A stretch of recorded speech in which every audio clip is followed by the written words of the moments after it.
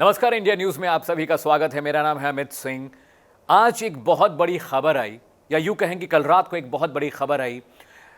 India के सबसे बड़े सेलिब्रिटी में शुमार करती हैं दीपिका पादुकोण। सबसे हाईएस्ट पेइंग हैं। एक फिल्म के लिए 35 से 40 करोड़ तक रुपए वसूलती हैं दीपिका पादुकोण, और उनका नाम एक ड्रग कार्टेल में आया है। ये सुनने के बाद देश हैरान था। उनके फैंस की निगाहें शर्म से झुक गई थीं कि आखिर पद्मावत फिल्म में एक छत्राणी का रोल करने वाली महिला इतना कैसे गिर सकती है कि ड्रग्स का सेवन कर रही है। सिर्फ दीपिका पादुकोण का नाम सामने नहीं आया है, ये फहरिस्त बहुत लंबी है।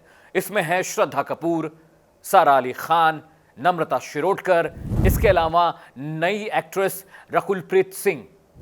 अब ये एनसीबी के रडार पर ये सभी हैं, और ये खुलासा हो चुका है कि कहीं ना कहीं ये लोग ड्रग कंजम्पशन से जुड़ी हुई थी। इन्होंने ड्रग्स खरीदी थी कंज्यूम करने के लिए।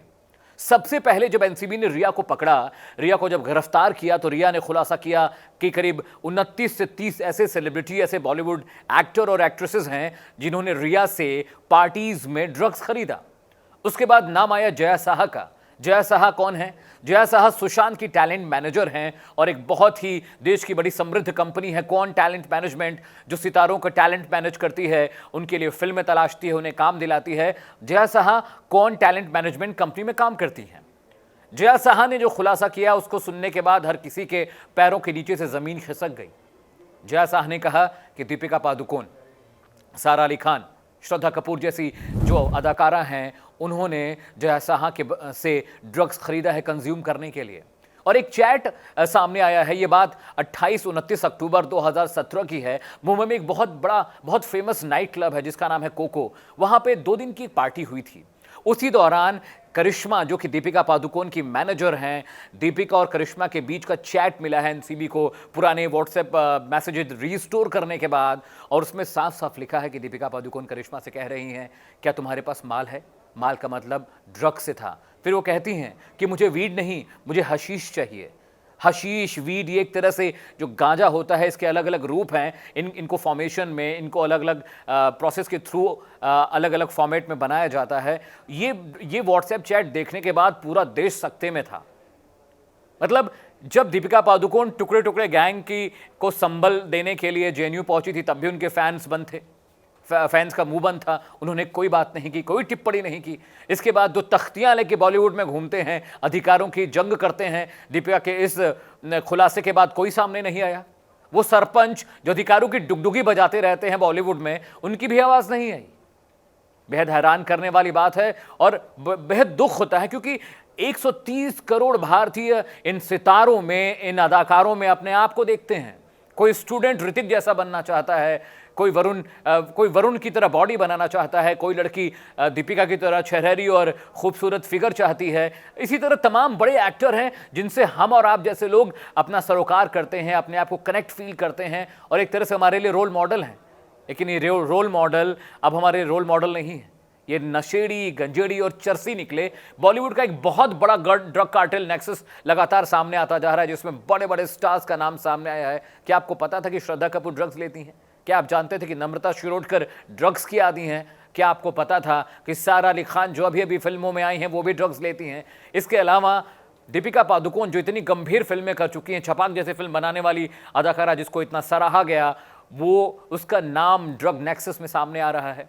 और सूत्रों की माने तो बहुत जल्दी एनसीबी दीपिका पादुकोण समेत बाकी की जो अदाकारा हैं, मसलन नम्रता शिरोडकर, सारा, श्रद्धा कपूर, रकुलप्रीत, इन सबको समन कर सकती है पूछताछ के लिए। इस सारे इतने बड़े ड्रग कार्टेल में जो सबसे बड़ा किंगपिन था, सबसे संदिग्ध जो नाम था, वो जया साहा का था। जया साहा ने परत दर परत, धीरे धीरे इन सभी नामों का खुलासा किया है, और इन नामों को सुनने के बाद पूरा बॉलीवुड सकते में है। कहीं से कोई आवाज नहीं आ रही है, कोई ये कहने के लिए नहीं आ रहा है कि भाई नहीं, ये चीज सही है, ये चीज गलत है। और सबसे बड़ी बात है, दीपिका पादुकोण, कल से अब तक उनका कोई बयान नहीं आया है।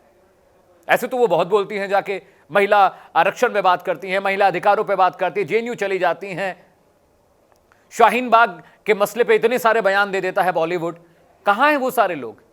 वो इसलिए चुप हैं क्योंकि कहीं ना कहीं वो सब इस गंदे दलदल में कहीं ना कहीं फंसे हुए, इसी गंदे पानी की सारी मछलियां हैं। और सूत्रों के हवाले से जो खबरें आ रही हैं वो ये कहती हैं कि इन नामों के बाद बहुत जल्द और बड़े खुलासे होने वाले हैं। वो कहते हैं ना कि बॉलीवुड की छोरियों के बारे में तो आप जान गए, लेकिन छोरे भी कम नहीं है बॉलीवुड के, यानी बड़े सितारे, बड़े स्टार्स, मैं किसी का नाम नहीं लेना चाहूंगा, लेकिन सूत्रों के हवाले से खबर है कि कुछ बड़े नाम जो खुद को बड़ा बड़ा दिखाते हैं, खुद को बड़ा बताते हैं और अपनी फिल्मों के लिए दम भरते हैं, बहुत जल्दी एनसीबी के दरवाजे पे होंगे। आज मेरे प्राइम टाइम बुलेटिन, चलिए वहां खबर जहां में मैं इसी खबर की पड़ताल करने वाला हूं कि कैसे दीपिका पिछले कई सालों से ड्रग नेक्सस का हिस्सा थी, वो ड्रग्स खरीदती थी, उनके साथ बाकी के स्टार्स का जो नाम आया है, मतलब रिया और जय साहा ने करीब 40 से 50 स्टार्स के बारे में बताया है जिन्होंने कभी ना कभी किसी न किसी तरह से इन दोनों से ही ड्रग्स खरीदा था। मेरे प्राइम टाइम बुलेटिन में आज ये खबर देखिए और समझने की कोशिश करिएगा कि बॉलीवुड किस तरह से ड्रग्स का दलदल बनता जा रहा है। यहाँ के जो एक्टर हैं, यहाँ की जो अदाकारा हैं, वो सिर्फ पार्टियों में म्यूजिक पे नहीं झूमती, नशा भी उन्हें झूमने पे मजबूर करता है।